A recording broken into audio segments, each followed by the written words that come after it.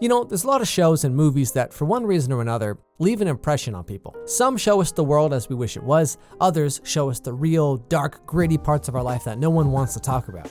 Sometimes, though, these TV shows and movies, they end up mixing the two together, combining the unflattering with the fantastic, blurring the lines between them to the point where what is gritty realism and what is polished idealism, it isn't always clear. 13 Reasons Why is a show that sets out with one main objective: to discuss suicide in a real, raw way and talk about all the little things that can pile up on someone over time. The problem, though, is that it tries to talk about these real issues in a world that's flat and polished, with characters that act in no way a real person actually would. In this way, it tries to hold up a mirror to our own world, but instead reflects something altogether different.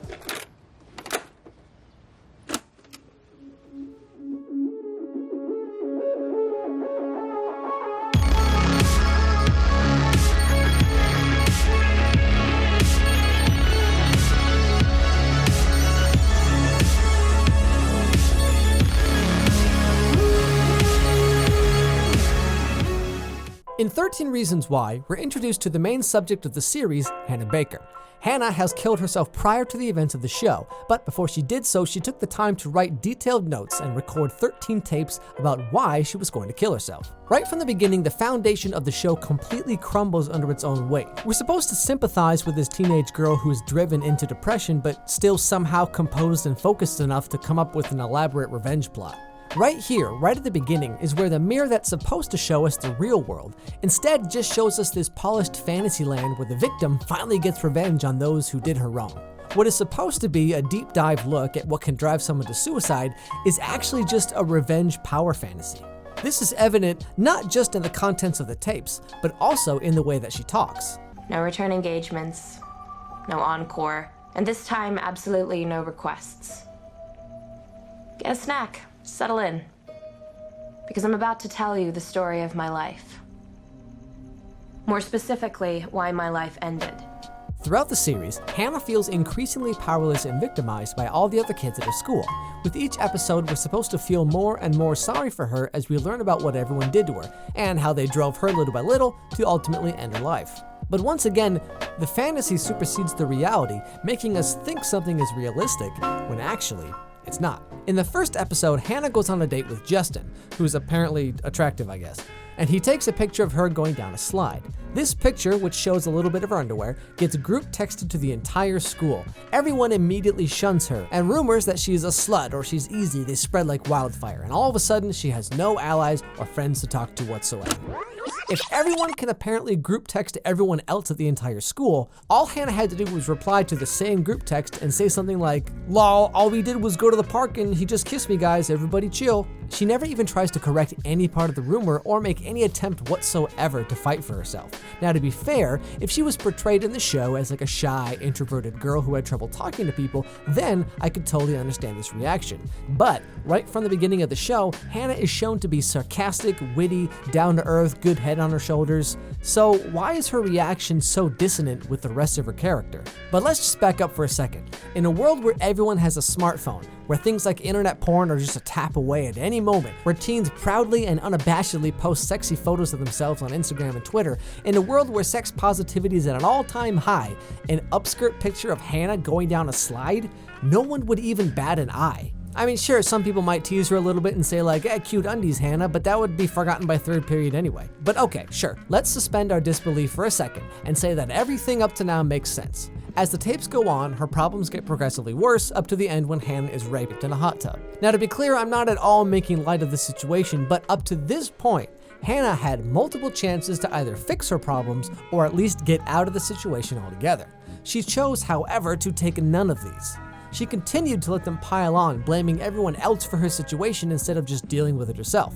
At no point does she talk to her parents or any teachers until the very end. At the end, she goes to the school counselor, Mr. Porter, to tell him about the rape, and he gives her multiple chances to tell him what happened, who did it, or really any information whatsoever, and she never takes them. When she gets up to leave, he stops her multiple times, but finally lets her go because he can't force a student to stay against their will. And on the tape, she then says, "He's not coming.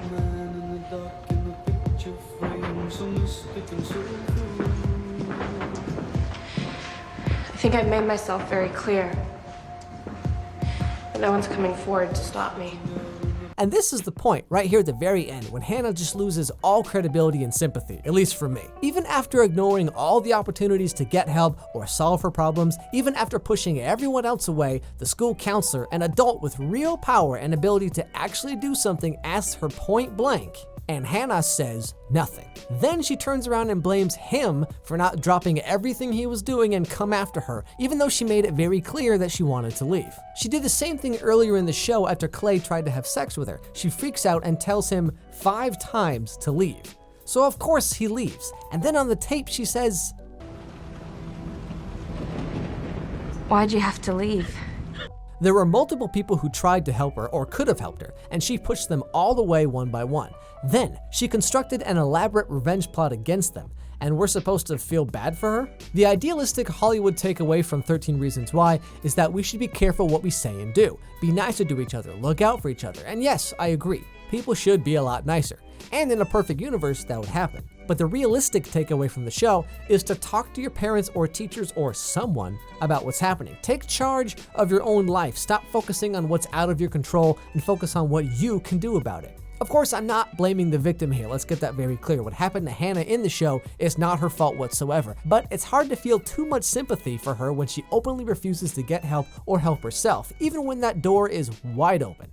Hannah's character is outspoken, she's direct, she says what she's thinking, but throughout the show she seems to flip back and forth between 2 completely different personalities. I told you to go away, but I actually want you to stay. How could you not know that? I said I wanted to be left alone, but actually I wanted you to chase after me, so shame on you. When I said no multiple times, I actually meant yes. In this light, Hannah's suicide at the end really loses a lot of the impact it could have had. Instead of being the final breath of a beat down, depressed, lonely, innocent girl, it really does just feel like Hannah's last cry for attention.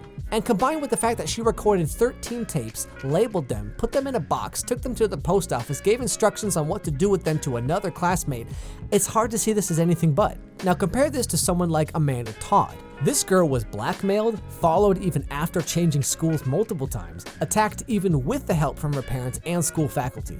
This is what a real, emotionally vulnerable teen girl looks like and goes through. This is a real teen suicide. It's not polished, it's not glamorized, it's real, raw, and heartbreaking. Movies and TV shows like 13 Reasons Why are meant to show us parts of our societies that we don't want to acknowledge, the painful, embarrassing things that we pretend don't exist. They try to open our eyes to something we might not be willing to see, to get us to rethink how we live our lives. And sometimes these movies and TV shows succeed, but just not this time.